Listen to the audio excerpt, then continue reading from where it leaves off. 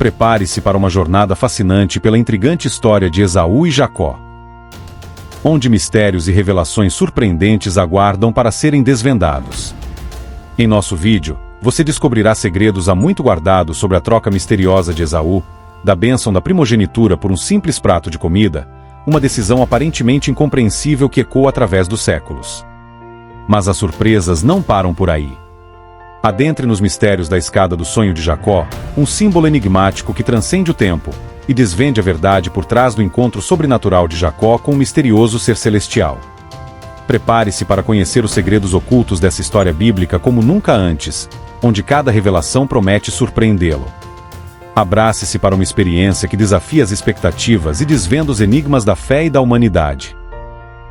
Jacó e Esaú, os filhos gêmeos de Isaque e Rebeca. Eles eram muito diferentes um do outro, tanto na maneira de ser quanto na forma como viviam. Desde o começo, Deus disse à mãe deles, Rebeca, que eles seriam diferentes.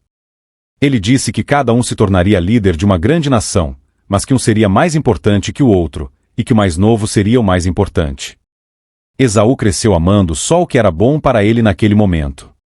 Ele gostava de caçar e não gostava de se sentir preso. Ele era o favorito do pai porque era destemido e contava histórias emocionantes sobre suas aventuras na caça. Jacó, por outro lado, era mais pensativo e cuidadoso. Ele se preocupava mais com o futuro do que com o presente e preferia ficar em casa cuidando dos animais e das plantações. Sabia que Rebeca parecia apreciar mais Jacó do que seu primogênito Esaú? Ela admirava a paciência e a previsão dele, que traziam mais felicidade do que a impulsividade de Esaú. Jacó era o filho mais querido para ela. Vamos falar sobre as promessas que Deus fez a Abraão e que Isaque e Rebeca consideravam como ponto alto de suas vidas. Esaú e Jacó sabiam sobre essas promessas desde pequenos. Eles entenderam que ser o filho mais velho era algo muito importante, porque significava mais do que apenas herdar as coisas materiais da família.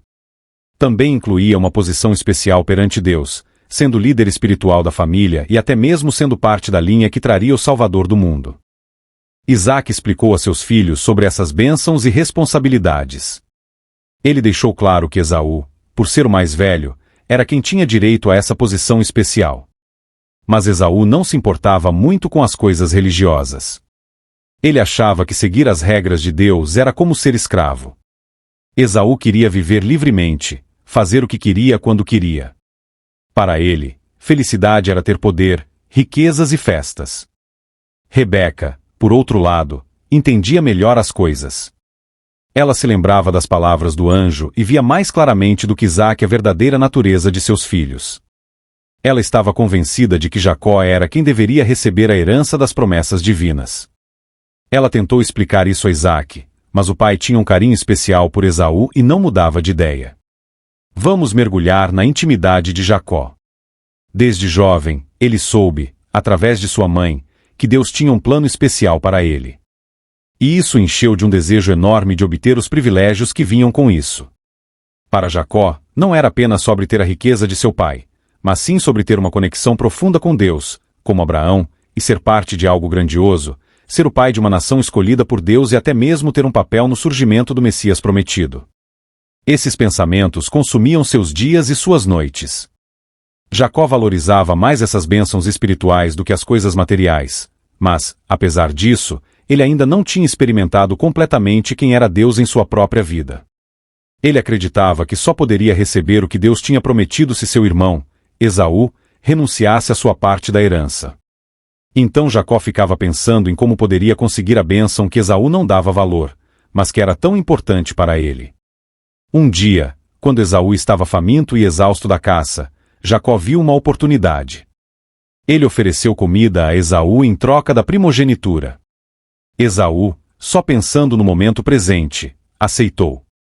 Ele trocou algo tão valioso por um simples prato de comida.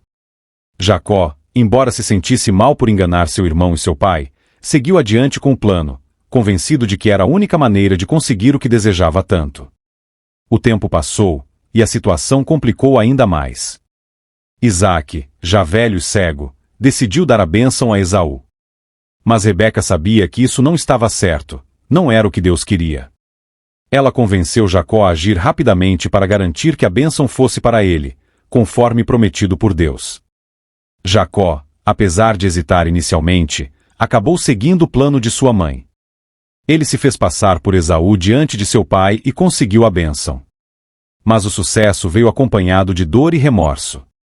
Jacó e Rebeca alcançaram o que queriam, mas pagaram um preço alto por isso. O engano os assombrou e trouxe tristeza. Eles não confiaram em Deus para cumprir suas promessas no tempo dele, e isso trouxe consequências dolorosas. Jacó se arrependeu profundamente do que fez e carregou esse peso pelo resto de sua vida. Você não vai acreditar no que aconteceu. Logo depois de Jacó sair da tenda de seu pai, Esaú entrou. Mesmo depois de ter vendido sua primogenitura e confirmado isso com juramento, ele agora estava determinado a receber as bênçãos que pertenciam a Jacó, sem se importar com o que era certo para seu irmão. Ele só queria as bênçãos materiais que vinham com a primogenitura, como ser o chefe da família e ter uma parte da riqueza de seu pai. Essas eram as coisas que ele valorizava. Esaú disse ao pai para se levantar e comer da caça que ele tinha trazido, para que ele pudesse abençoá-lo. Mas o pai, velho e cego, percebeu o engano que havia acontecido. Ele ficou chocado e angustiado. Suas esperanças foram arruinadas e ele sentiu uma grande tristeza pelo seu filho mais velho. Mas, de repente, ele teve uma sensação de que Deus estava agindo através disso tudo. Ele se lembrou das palavras do anjo para Rebeca e percebeu que, apesar do erro de Jacó, Deus ainda tinha um plano para ele. Ele se lembrou de como se sentiu inspirado quando pronunciou as palavras de bênção sobre Jacó, e agora, sabendo de tudo, ele confirmou essa bênção que tinha dado involuntariamente. Ele disse: "Eu abençoei, e ele será abençoado." Poxa, a situação de Esaú ficou bem complicada. Ele não dava valor à bênção quando ela estava ao seu alcance, mas agora que percebeu que tinha perdido para sempre, ficou desesperado para tê-la. Toda sua impulsividade e paixão vieram à tona, e ele estava tomado por uma mistura de dor e raiva. Ele gritou para o pai com um tom amargo, pedindo para ser abençoado também. Mas a promessa que tinha sido feita não podia ser desfeita. A primogenitura que ele vendeu tão descuidadamente não podia ser recuperada agora. Esaú trocou algo tão valioso por um simples desejo momentâneo, e agora percebia o quão tolo tinha sido. Mas já era tarde demais para voltar atrás. Ele se arrependia da consequência de seu erro, mas não verdadeiramente do erro em si. Ele não estava buscando se reconciliar com Deus. Ele estava mais triste pelos resultados de suas ações do que pelo próprio pecado. Por causa de sua indiferença em relação às coisas sagradas, Esaú é chamado de profano nas Escrituras. Jacó partiu da casa de seu pai, deixando para trás tudo o que conhecia, ameaçado de morte pela fúria de Esaú. A estrada estendia-se diante dele, árida e desolada, ecoando os batimentos acelerados de seu coração mergulhado em medo e angústia. Cada passo era uma luta contra os fantasmas de seu passado, cada respiração um lembrete do perigo iminente que o rodeava. Com apenas um bastão como companheiro solitário, ele avançava, sempre vigilante, temendo que a sombra vingativa de seu irmão o alcançasse a qualquer momento. Os olhares dos homens que cruzavam seu caminho eram evitados, cada estranho representando uma potencial ameaça, uma possível revelação de sua localização para Esaú. Cada noite sob o manto escuro do céu era uma provação, uma prova de sua solidão e exílio. Longe das tendas familiares, Jacó se via como um estrangeiro em sua própria jornada, um fugitivo de sua própria história. Na escuridão opressiva da noite seguinte, os murmúrios do vento pareciam sussurrar seus pecados passados, ecoando em sua alma como um eco implacável. O arrependimento pesava sobre ele como uma âncora, tornando cada pensamento de prece um fardo insuportável. Mas em meio à sua solidão desesperada, Jacó clamou aos céus por uma intervenção divina, consciente de sua própria fragilidade e falhas. Sentia-se abandonado, afogado em um mar de culpa e remorso. No entanto, a misericórdia de Deus não conhecia limites. Mesmo quando Jacó se sentia mais perdido, mais distante da graça divina, o Senhor ainda olhava para ele com compaixão. Em um momento de revelação, Jacó encontrou a luz no fim do túnel sombrio de seu desespero. Apesar de seus pecados, ele viu uma oportunidade de redenção, uma chance de ser restaurado ao favor de Deus. E em meio à escuridão de sua jornada, o coração de Jacó transbordou de gratidão e esperança. Meu amigo, você já imaginou o cansaço profundo que um viajante pode sentir após uma jornada extenuante? Agora, imagine esse viajante deitado no chão árido, com uma pedra dura como seu único travesseiro. É uma imagem de solidão e exaustão, não é? E então, em meio ao sono pesado desse cansaço todo, ele tem um sonho extraordinário. Ele vê uma escada, brilhante e resplandecente, conectando a terra ao céu. É como se fosse uma ponte entre o mundo terreno e o divino. E não é tudo, meu amigo, porque nessa escada, anjos estão subindo e descendo incessantemente. Você consegue imaginar a visão deslumbrante? Mas o ápice desse sonho é quando o próprio Senhor da Glória aparece sobre a escada. Sua presença deve ter sido avassaladora, não é mesmo? Imagine só testemunhar algo tão celestial em meio à escuridão da noite e ao deserto silencioso. É algo que realmente mexe com os sentidos e a alma. Imagina só, meu amigo, um viajante exausto deitar-se no chão duro, usando uma pedra como travesseiro. Parece uma cena de solidão e cansaço extremo, não é? Mas então, em seu sono, ele tem um sonho tão poderoso. E o ápice desse sonho é quando o próprio Senhor da Glória aparece sobre a escada. Você consegue imaginar a grandiosidade disso? Ele fala diretamente ao viajante, revelando-se como o Deus de seus antepassados, Abraão e Isaque. E mais, ele promete a terra em que o viajante está deitado como herança para ele e sua descendência. É uma promessa de esperança e segurança, especialmente em meio à solidão e angústia. E o Senhor ainda diz algo tão reconfortante: "E estou contigo, vou te proteger onde quer que você vá e vou te trazer de volta para esta terra. Não vou te abandonar até que tenha feito tudo o que prometi." Essa visão revela algo muito importante para o viajante, meu amigo. Mostra-lhe o plano de redenção, mesmo que apenas em parte. A escada simbólica que ele viu representa Jesus, o meio pelo qual a comunicação entre o céu e a terra é restaurada. É como se fosse um elo entre a humanidade e o poder infinito de Deus. Essa experiência foi marcante para o viajante, e as verdades que ela revelou se tornaram o foco de sua vida. É como se cada revelação aumentasse sua compreensão do propósito divino e da promessa de salvação. É uma jornada espiritual incrível, não é mesmo? Amigo, olha só como a história de Jacó nos ensina sobre a gratidão e a responsabilidade diante de Deus. Ele não apenas expressou sua gratidão com palavras, mas decidiu fazer ofertas e dar parte de tudo o que tinha para a causa de Deus. É uma lição e tanto, não acha? Jacó disse algo poderoso: "De tudo que me deres, certamente te darei o dízimo." Você consegue imaginar o significado dessa declaração? Ele reconheceu que tudo o que tinha vinha de Deus e estava disposto a retribuir uma parte disso para a obra divina. E isso nos faz pensar: nós que recebemos tantas bênçãos, será que estamos dispostos a dar tanto quanto Jacó deu? Às vezes, tentamos medir nossas ofertas e sacrifícios de maneira muito superficial, não é mesmo? Mas olha só, o que Deus nos deu não tem preço. Ele nos deu tanto amor, tantas bênçãos, e o que podemos oferecer em troca parece tão pequeno diante disso tudo. Mas a verdade é que Ele não espera grandes gestos, Ele espera apenas nosso coração sincero. E olha só como a história de Jacó continua. Com uma nova fé e confiança nas promessas de Deus, ele continua sua jornada. Apesar das dificuldades, ele encontra uma nova família e até mesmo o amor de sua vida, Raquel. Mas percebe como o costume de então era diferente. Antes de se casar, Jacó teve que trabalhar por 7 anos para provar seu valor e dedicação. Isso nos faz pensar sobre como os relacionamentos eram vistos naquela época, não é? Puxa vida, meu amigo, a história de Jacó é realmente emocionante e cheia de reviravoltas. Imagina só, ele trabalhou incansavelmente por 7 anos para se casar com Raquel, e esses anos passaram tão rápido porque ele amava tanto. Parece um conto de amor dos mais intensos. Mas aí vem o egoísta do Labão e apronta uma dessas. Ele troca Raquel por Leia. Que situação, e o pior é que Leia, coitada, faz parte do plano. Imagina como Jacó deve ter se sentido, percebendo que foi enganado dessa forma.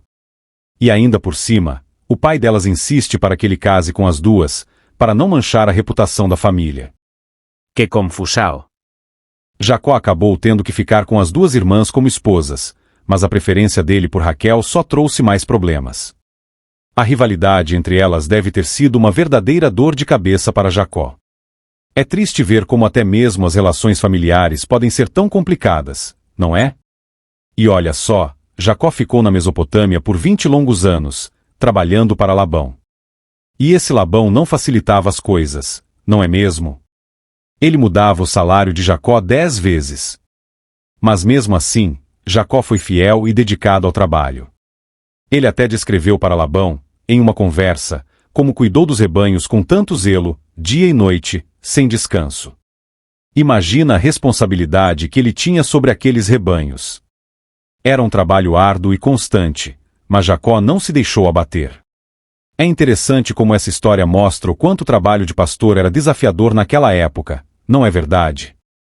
Jacó tinha que estar sempre atento aos perigos, tanto dos ladrões quanto dos animais selvagens, e garantir que os rebanhos estivessem sempre seguros. Ele realmente era o chefe dos pastores, responsável por tudo. É uma lição sobre responsabilidade e dedicação que podemos levar para nossas próprias vidas, não acha? Poxa, meu amigo, a comparação de Cristo com o pastor é realmente comovente, não é?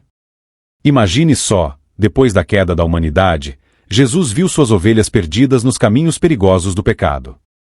E qual foi a resposta dele?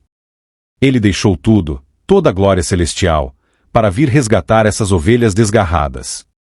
É uma imagem poderosa de amor e compaixão. E olha só como Cristo cuida de nós, como um pastor cuida de suas ovelhas. Ele não só nos protege dos perigos, mas também nos fortalece quando estamos fracos, nos conforta quando estamos tristes e nos carrega em seus braços quando estamos perdidos. Que amor incrível, não é mesmo? Quando ele diz que é o bom pastor, ele está nos mostrando o quanto se importa conosco. A história de Jacó e Labão é cheia de emoção e reviravoltas, não é mesmo? Imagina só, Jacó trabalhou por anos para Labão, e no começo tudo parecia bem, até Labão perceber que estava ficando mais rico por causa de Jacó. Aí as coisas começaram a ficar complicadas. Jacó percebeu que Labão e seus filhos estavam ficando com inveja de sua prosperidade, e isso não era nada bom. Ele sabia que não podia confiar neles, então, quando teve a chance, decidiu que era hora de partir e voltar para Canaã, como Deus tinha prometido. Mas a fuga não foi fácil, não é? Labão ficou furioso quando descobriu o que Jacó tinha feito e partiu atrás dele com todo o seu grupo. Jacó e sua família estavam em perigo real, mas Deus interveio para protegê-los. Labão até tentou ser hipócrita, criticando Jacó por partir sem se despedir adequadamente. Mas Jacó não se deixou enganar. Ele sabia que Labão só estava preocupado com seu próprio interesse e que Deus tinha visto toda a injustiça que Labão tinha feito a ele. Então, quando confrontou Labão, Jacó não segurou as palavras. Ele chamou Labão de egoísta e ambicioso, e lembrou a ele que foi a bênção de Deus que fez Jacó prosperar, não a astúcia de Labão. É uma história intensa, não é mesmo? Mostra como Deus está sempre do lado dos justos, protegendo e guiando aqueles que confiam nele. E nos lembra também da importância de sermos honestos e fiéis, mesmo quando os outros tentam nos enganar. O desfecho dessa história entre Jacó e Labão foi de arrepiar.